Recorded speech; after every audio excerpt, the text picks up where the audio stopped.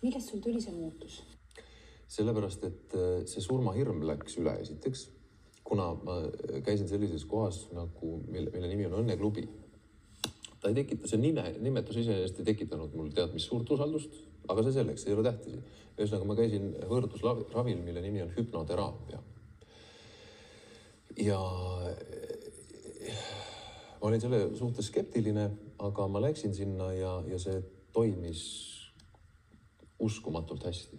Et kõik need 3 kuud, mis on lühike aeg sõltuvuse seisukohalt, väga lühike aeg. Ma ei ürita öelda, et ma olen sõltuvusest vaba, see oleks totaalne rumalus.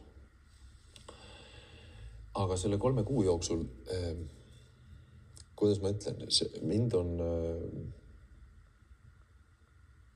lastud vabaks kuskilt. Ma võiks sellise kujundina tuua vangla, sest et see on olnud päris jäle vangla. Selline üksikkong, kus sa oled oma hirmude ja oma piinlikustundega üksi.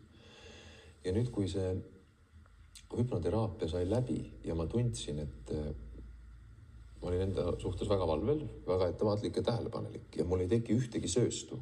See on täiesti jumalik tunne. See on midagi sellist, et ma poleks elu sees uskunud seda ja ma olen elu lõpuni tänulik selle eest. Nagu ma enne juba rääkisin, olenemata sellest, mis juhtuma hakkab. Ma usun siiralt esimest korda elus, et see minu kontroll kokaiini üle jääb säilima.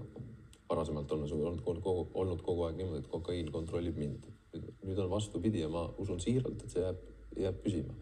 Ja selle aja jooksul olen ma kaotanud ära selle piinlikustunde.